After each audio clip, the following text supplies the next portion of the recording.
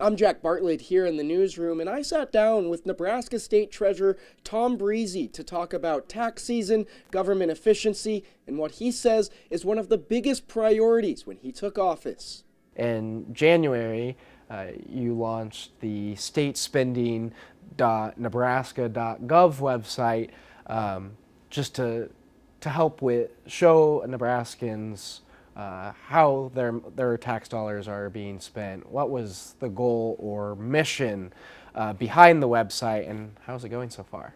Yeah, the website has been around for some time, but when I took office 15, 16 months ago, that was one of my priorities, to get that website revamped, revised, to make it more user-friendly, with the hope that more people would go on the website. You know, as elected officials, we have an obligation to be good stewards of taxpayer dollars, and to help meet that obligation, we want to make sure Nebraskans know how their dollars are being spent. Simply put, elected officials have a promise to keep to taxpayers, which is a commitment that Briese takes to heart. You bring up the point of good stewards of tax dollars, which leads me right into the conversation which everyone is talking about right now, the Department of Government Efficiency led by Elon Musk, obviously trying to create more efficient spending within the federal government. How does that help with your mission in efficiently spending tax dollars here in Nebraska?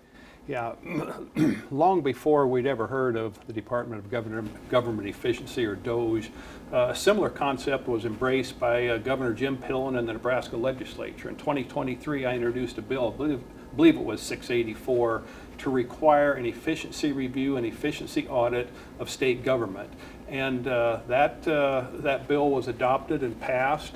And pursuant to that bill, the governor employed the services of a company called Epiphany and Associates to undertake an efficiency review of Nebraska state government.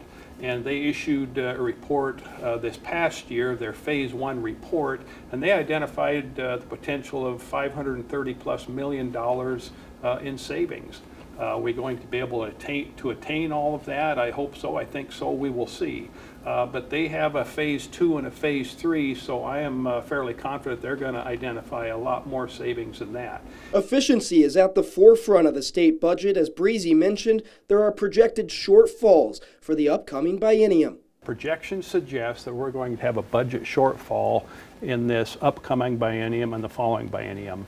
But we have to keep in mind when we're looking at that projection, we also have a $900 million, I think the projection's $290 million, $289 million roughly at this point. We also have to remember, though, that we do have a cash reserve of approximately $900 million. Not that we want to dip into that reserve, but we do have a nice cash reserve. And the $280-some million shortfall, that's after subtracting the statutorily required minimum reserve. So in actuality, we have those projections suggest a slight general fund surplus after the first biennium. Briese said that these shortfalls are assuming revenue growth and roughly 2.5% appropriations or general fund spending increase, which he disagrees with, believing revenue growth will be stronger than it is and the appropriations increase isn't as conservative as it needs to be, but that with a fiscally conservative mindset, these issues can be cleared up.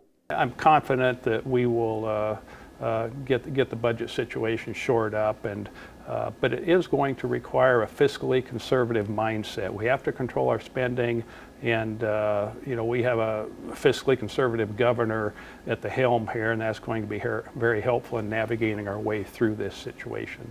Reporting in the newsroom, Jack Bartlett, NTV News. Thanks for watching. Please hit the subscribe button. And for the latest news anytime, download the NTV News app.